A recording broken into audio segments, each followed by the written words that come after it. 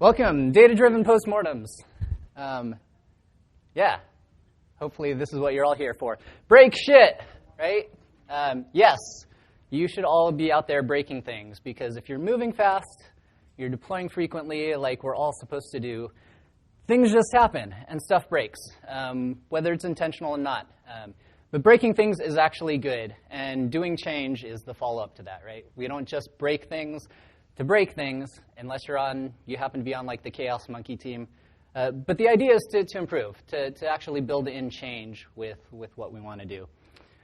That said, who am I other than the crazy person standing in front of you writing shameless plugs on this pad over here? I'm Jason. I'm a technical evangelist at Datadog. I like to say that that's docs and talks. So I write technical documentation. I come to conferences. I talk to people about monitoring. I normally don't do shameless plugs, but that was just me having fun. I do work at Datadog. Datadog is a SaaS-based monitoring company. So we handle all of your time series metrics, infrastructure application. We do tracing, so APM products, and we also do logging now. So that's our newest feature. So you can get all of those in one place, easily switch between them, have everybody seeing the same stuff. To give you an idea of the scale of what we handle, we do trillions of points of data every day. We've gotten fairly massive. We have a lot of customers, a lot of large customers now as well. So when we're building things at that scale, things do inevitably break. That said, if you are someone who likes to break things, if you're someone who likes to fix things, if you're someone who likes to have creative challenges and build tools for other engineers, we are hiring. So jobs.datadoghq.com if you're interested, or come talk to me afterward. But enough of the plug. Let's talk about doing change. Doing change really means that you want to change things, but not just arbitrarily change things, right? You don't want to just be poking around in the dark and trying things and who knows what. The idea of having change is that when you break things, you should have the right data, which is why this is data-driven postmortems. Having good data, though, requires a few things out of your data. So at Datadog, we like to say that there are really 4 good qualities of the metrics you should be gathering. So on the technical side, where should we be gathering that data? And the first of those qualities is that they have to be well understood. And I like to illustrate this by the story of the blind men and the elephant. And the parable goes this way, that there's a bunch of blind men, and they all encounter an elephant. So each of them, being blind, reaches out, and they start feeling around on this elephant. And they're reaching out and feeling different parts. So one of them grabs onto the tail and says, oh, the elephant is like a thin snake.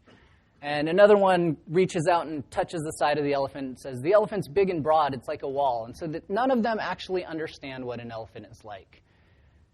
And unfortunately, when it comes to our monitoring systems, this is what a lot of organizations are doing. You're on a different team, so every team has their own monitoring solution, and they're all looking at different things. And so how do you know within your business application what's going on? Where do you fall within that? How do you actually contribute to your company if it's disparate? If you're all separate pieces, if you're monitoring different things, you don't have the data that you need. So trying to pull all of that into one place is really key when it comes to gathering the data and understanding, particularly as we think about postmortems and going back through and reviewing that data. The second good quality is that they have to be sufficiently granular, the metrics that you're gathering. So if we think about things like the Olympics, so the Winter Olympics just happened. One of my favorite events is the men's speed skating, because I used to be a skater. And so we can look, these are the times for one of the races. This is the 50 meter, so it's the shortest one. But we can see that these are the top 5 guys, and they all finished in 34 seconds. And so we understand innately that for this particular event, we can't measure just on whole seconds, because if we did, well, then everybody here would have won gold, right? They're all 34 seconds. So at this level, we do 100th of a second granularity. And the same thing comes down with your monitoring systems. If we take a look at our systems, 1 second granularity is pretty common. So if I have a CPU spike here, for those in the back that can't see it, it's peaking at a bit over 46% in this case, and it happens at 2:06 and 16 seconds. Fairly understandable. a lot of the systems that people are running these days, especially as we think of public cloud and the offerings, all of the major public cloud providers are on 1-minute granularity. Well, what does that do for us? Not only does that shift the time, so we can see that we lost the idea that this happened 16 seconds after the minute. So if we decide that we're going to go look up in our logs what happened, now we're looking in the wrong place, but it also dropped us down to 36% because it averages those out. The fun thing I like to tell people is if you want 100% uptime, just roll up to like 5 minutes or 10 minutes, right? So for those in the back, because this is lower down, if you roll up to 5 minutes, again, you're shifting that time, but you're averaging it down. So our CPU spike went from 46 to 12%. So again, you get fantastic uptime when you roll things up. The third quality that you need is really that your metrics have to be tagged and filterable. So the idea behind tags is that when we have a metric point, we often think of it as a name of a what is it and a how much, a value, right? So like CPU and percentage, and then there's some sort of time of when this happened. But what we really need these days, especially as we're rolling out across regions, across availability zones, different applications, is a tag of where. Where was this from? It provides that context. So in Datadog, we have tags. If you're using things like Prometheus, they use labels. Most modern monitoring systems should have this. If you don't, you need to consider switching because you won't get that context that you need. What this allows us to do then is to start to treat our monitoring systems like databases in a way, to be able to query against them.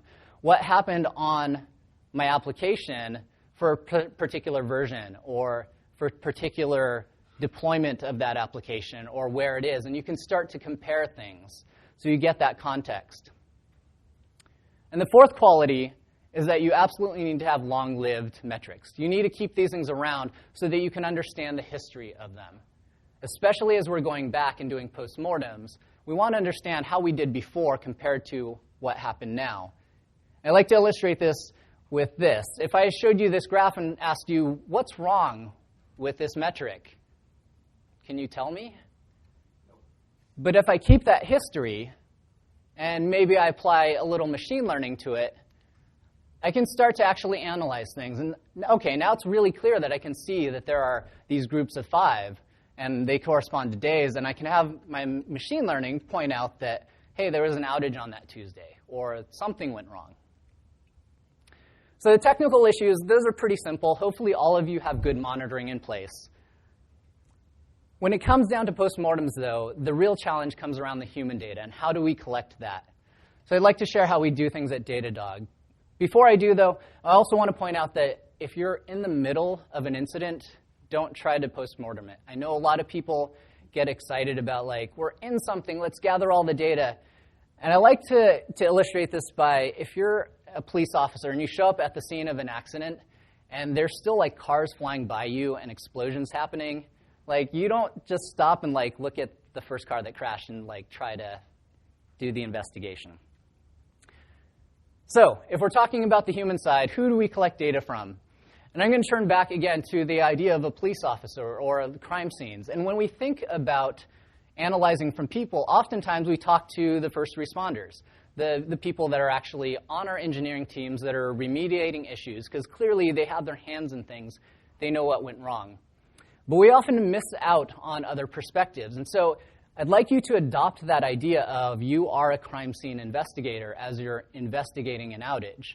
So who do police talk to? If I'm an investigator, well, I don't stop with that first responder, whether that's a police officer or paramedic. You want to talk to the people that I call identifiers. So those are your witnesses, right? If I'm an investigator, I'm going to talk to the witnesses of a crime and figure out what they saw. I'm not just going to stop there. Obviously, police talk to the victim. So who was the person that actually experienced this issue?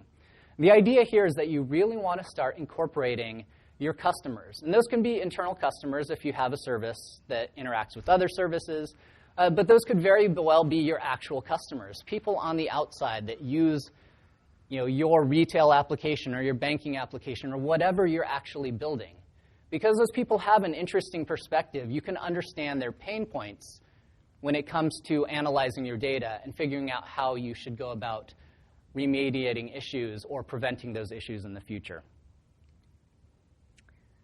So that's the who. What should we actually be collecting? And the idea here is actually we want to be collecting people's perspectives. Not only what they did, but what they thought when they were actually doing those actions. What information was on hand? We want to know why people are doing what they're doing, more than actually what they're doing. Because if we understand what information people have, we understand the drives that they have. John Allspaw likes to say that nobody comes to work with the intention of blowing up a system. Everybody that's on your team, assuming that they're good apples, which I think we all are, you go to work thinking, I'm going to have an amazing day. I'm going to build an amazing product. I'm going to make a deploy and make things better. So if something goes wrong, you have to understand, or try to understand, what information did they have? Why did they make the decisions that they did? Because that's actually what you want to fix, and not necessarily the actions that they were taking. A good way to think about this and to gather this information is to have people write it down. So a lot of times when we do postmortems, you're sitting around and you're talking to people, and people are telling their story. But this quote from Richard Gwindon is amazing. Writing is nature's way of letting us know how sloppy our thinking is. Because it's really clear when you're talking to somebody, and we all sort of yada, yada, yada, thing happened, right? And when we're talking to people, it's really clear because we're in the same context, we understand where things are going, and that yada, yada, yada is filled in for us by our brains. But if I'm writing it out, I can't really yada, yada, yada when I'm writing. It forces everybody that's writing to actually start to analyze what they're writing and to think about that logically. Another great thing to do as you're having people write is to include pictures. As mentioned, you should all have good monitoring services. We talked about the type of metrics that you need. So you should have dashboards that actually have all of this information. Pictures are worth 1,000 words. It's one thing for me to say, I saw CPU spike at a certain time, and great, you're like, a spike, I kind of know what that looks like. But if I actually show it to you, well, now you get more information. So it's the who, the what, the when. When should you gather this data? Well, as quickly as possible. And I know that's an easy thing to say, but it's actually true. So one of the first researchers for memory was this German researcher by the name of Ebbinghaus. And he actually studied how quickly memory drops off. And it's really this exponential thing that within the first 20 minutes, you've lost like half of what you'll actually remember. And that sort of starts to plateau out at about 2 days. So if you're waiting 2 days to do postmortem, there's really no difference between waiting 2 days and waiting 2 months. So really try to get things in before those first 2 days. A great way to do this is to get project managers involved. Get those project managers to understand there was an incident, block out time to actually do that postmortem. Otherwise, if you're an engineer like me, I don't really care about postmortems all the time. I want to build that next thing. I think a lot of us are driven to build the cool features. So blocking out that time is important. The other thing that recent studies have shown about memory is that along with that drop-off, the susceptibility to false memories rises in an inverse fashion. So that leads to data skew and corruption. Data skew and corruption for human systems, rather than technical, usually involves stress. If it's an ongoing thing, it involves sleep deprivation. If you have a lot of outages, that leads to burnout. So as much as I'd like to say always do your postmortems within a 2-day period and as quickly as possible, be aware that you are dealing with coworkers. We're all humans. We all have issues. So be aware of these. Try not to induce more stress because that'll just corrupt your data even more. The other way to corrupt your data is to introduce blame. The fear of punitive actions. People won't tell you the truth when you're actually dealing with them if they're afraid that they're going to get fired. There's a bunch of other ways to introduce data skew and corruption. Biases are a huge one. Anchoring, putting too much weight on a particular thing. Hindsight bias is one of the worst. If you ever find yourself asking why someone didn't do something or they should have done something else, keep in mind that's in hindsight. So identify what was the information that you were expecting them to have and how you can resolve that in the future. Outcome bias is another one. Our good decisions are not always correlated with good outcomes. And I like to point this out that I love whiskey. I can go out and drink a bunch of whiskey and go driving and not get into an accident. That doesn't make drunk driving a good decision, despite the good outcome. So all that said, I've got 5 minutes left. I'm going to quickly go through how we do postmortems or incident reviews at Datadog. A few notes is that we email these out company-wide. So I get a lot of these in my inbox of postmortems because everybody gets these, because we all want to learn from every single team. So across the organization, including some non-technical teams, because your salespeople, especially if you're a service like us, they should know when you're having outages so they can talk to customers, things like that. Also, we do recurring meetings. So once a month, we all get together and we review every postmortem that's happened that month. Again, because you want to share this information as broadly within your organizations as possible. So our postmortem template starts with, it's got 5 pieces. It starts with the first, which is a high-level summary. What happened at a high level? What was the impact on customers? How severe was the outage? Because we should be capturing information not only of our critical outages, but also of our minor ones as well, because we want to improve across the board. What components were affected, and then ultimately, at a summary level, what resolved the outage. If I jump into an example, this is a really basic one that happened last year. We had an actual severe outage, and as mentioned, include those images because, again, it's one thing for me to say that latency was high and there was increased 500 errors, but this graph from Pingdom of things just going through the roof, that says a whole nother story. But we want to capture that impact on customers because that ultimately is the important thing. We're all there to serve our businesses serve our customers. We need to keep focused on that. Part 2 of our template is how was this outage detected?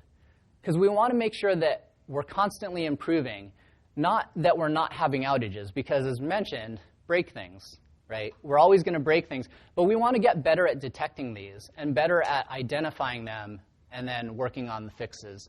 So we capture, did we have a metric that showed this outage? Because if we didn't, then we need better metrics. We need better dashboards, better alerting. Was there a monitor on that metric? Are we receiving those automated alerts for the important things? And then how long did it take for us to declare an outage? For this particular one, we had a ton of metrics, as we saw with that first dashboard from Pingdom. We had automated alerts on this, and for this one, it took us about 3 minutes. And again, I can't stress enough, take screenshots of your dashboards, or if you're using Datadog, use our notebooks feature to automatically include those. The third part of our template, how did we respond? So this is where we start to gather a lot of that human information. Who was the incident owner? Who took control of this? Who else was involved? We want to know everybody else that was involved on the team, but also this is where we can start including who are the customers that maybe noticed this, that notified us. We want to link to our Slack archives, capture some of that dialogue. We want to capture what went well and what didn't go well. So again, this is ours jumping in. We have a list of the people. We have a link to our Slack archives and some of our other related information and a basic timeline of events. I can't stress enough that if you're using ChatOps, Slack, HipChat, any of those other tools out there, it's a fantastic way to gather this information. In fact, I would suggest that rather than doing a war room of everybody getting together in a meeting room and actually talking this out and working on it, jump into Slack. Because when you're talking, yeah, that's great. You get fast communication. But when you go to postmortem, do you remember everything that's said? Do you remember the order of how things were said? That becomes hard because, again, you lose a lot of that memory within 20 minutes. But if you have it in Slack, you can just point to that. So it makes it really easy to capture that and understand what information people had at very specific points in time. Another thing you can do is you can track learnings as you go. So you, again, don't do the postmortem, but just drop something in there. Hashtag it with postmortem. Search for those later, come back to it, gather up that information. The fourth part of our template is why did it happen? So this is where you do the deep dive.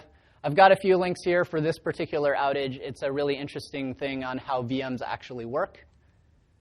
And then the fifth, the most important part of our template is how do you prevent this in the future? So we actually break this down into 3 sections. now, which is things that we have to actually implement right now, or this incident will actually reoccur or it'll get worse. Next is things that we plan for the following sprint, things that have to be done fairly soon, but that we can actually make cards for and start to plan for. And then later. Later is the section where, because you're working with other teams in your organization, there may be some extra planning involved. So you want to coordinate with them. So we put those in the later section. We start to work with other teams, get project managers involved to cross-pollinate and work on cards that are all part of the same issue. So again, jumping into ours, this is a quick one. Also note that you should keep notes so you can understand how things are going. So just to recap the 5 points, what happened at a high-level summary? How did we detect it? How did we respond? Why did it happen, the deep dive? And the most important, make those actionable steps. Link those to your Trello cards or your Jira tickets or whatever you're using to track. A few more resources. That's the link to the Postmortem Template. So it's in a Google Doc. You can just clone that and start to use it on your own. The second link is to a small book written by my friend Jason Hand from VictorOps. It's a fantastic read. It's got a lot of great information on that. I don't think I have time for questions because we've gone over, and I'm getting angry looks. That's the link to the slides, though, so that's probably an easier thing to take a photo of. With that, questions out in the hall. Also, I have an extra large Datadog shirt and 2 pairs of Datadog socks for people that want them. So just meet me outside. Thanks.